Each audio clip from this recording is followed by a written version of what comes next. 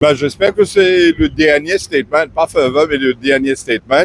Ben, il répond à une question, je montre l'article qui est publié sur Scoop de Tamieux, qui a accepté, il dit comme ça qu'il a fait ce travail très professionnellement, il vérifie tout les affaires qu'il a publiées, il suit tout ce principe qui besoin un journaliste suive, et il y a bien sûr sur une source d'information, il y a un message, une information qui est envoyée, il y a un document, il y a tout ce qui est vérifié et aussi validé avant la publication. Alors, pour lui, il fait ce travail correct et tout ce qu'il dit, il peut dire, comme ça, il dit qu'il prouve la véracité de ce qu'il peut dire.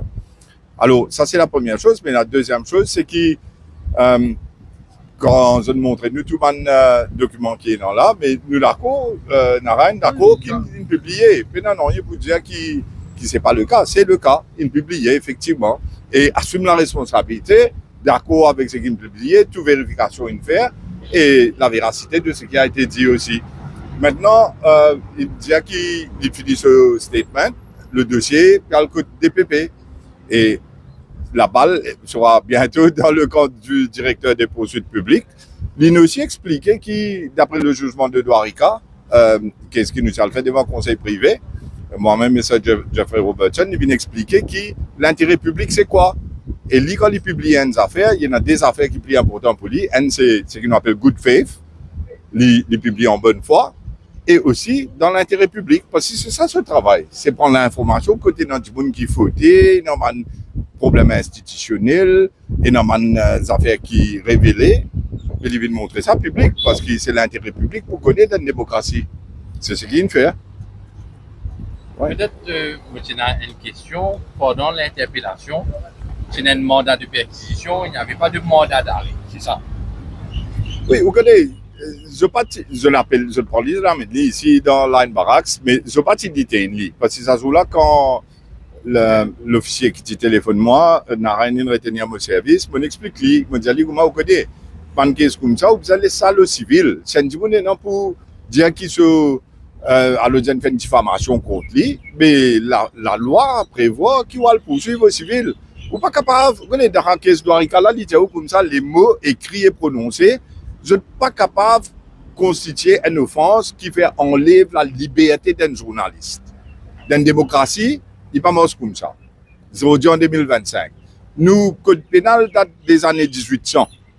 Et ça m'a une offense qui est une sédition, criminelle, diffamation, etc., etc. Mais c'est pas une offense archaïque qui, l'Angleterre, depuis plus de 60 ans, finit de tirer ça.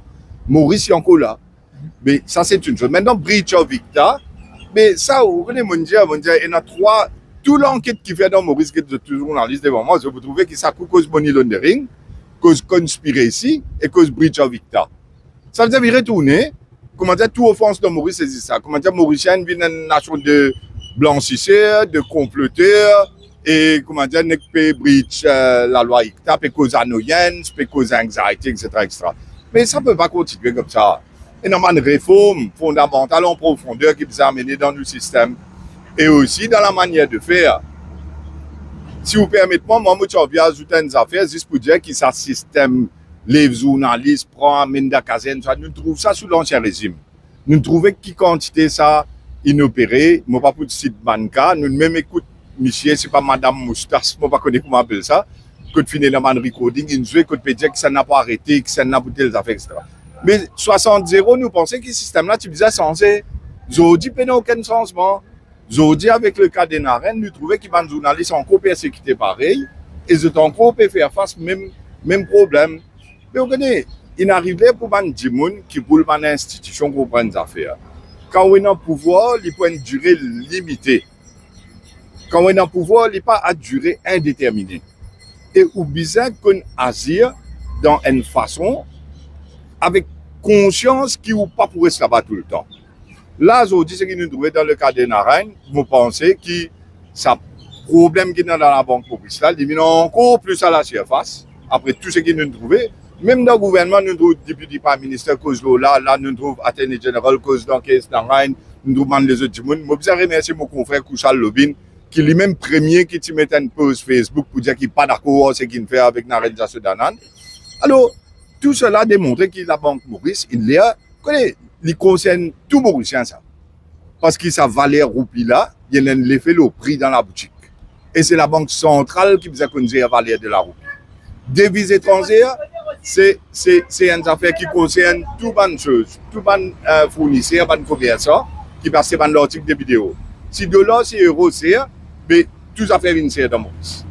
Et après, bien sûr, vous besoin contrôler l'inflation. Mais tout ça, c'est le travail monétaire policier, la Banque centrale. Je dis ça, la Banque centrale, là, elle est dégueulasse. Dégueulasse. Et mon client, ce travail, c'est faire du bon la vérité qui peut dérouler. Et c'est ce qu'il vient faire. Et assume ses responsabilités. Maintenant, c'est dans quelques mots, on va dire quelques mots. Une dernière question de ma part avant Oui. de passer en arène. Oui.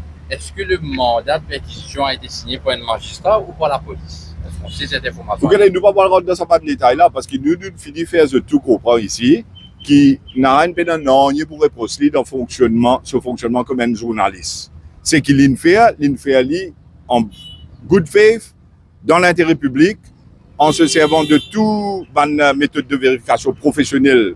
Et dans le fois, il même téléphone, vous demandez qui est dans pour dire c'est dans telles affaires qui compte tout là. Ça aussi, il fait. Mais je n'ai pas trouvé qu'il a fait ce travail plus bien que ce qu'il fait. À ce c'est DPP qui vous décidez. Je ne vais pas prendre dans tout ça en détail là, parce que si nous étions qui le directeur des poursuites publiques prend comme décision en tenant en ligne de compte l'intérêt public. Et n'a rien à cause quelques paroles. Bon, non, plus pour dire qui m'a intéressé et que l'ingérence de TV Citanen, on a aussi montré qu'il peut insérer dans les affaires de la banque de Boris. C'est tout le monde a envie de faire. Et au lieu de la police, au lieu de l'autorité, enquête l'OLI a saisi ce laptop, saisi ce téléphone pour vérifier si ce qu'on dit est vrai, vous avez une saisie pour moi. C'est tout. Voilà. Ce qui n'a rien besoin, il n'arrive pas à mettre l'autre dans des autres là. Ça qui n'a rien besoin.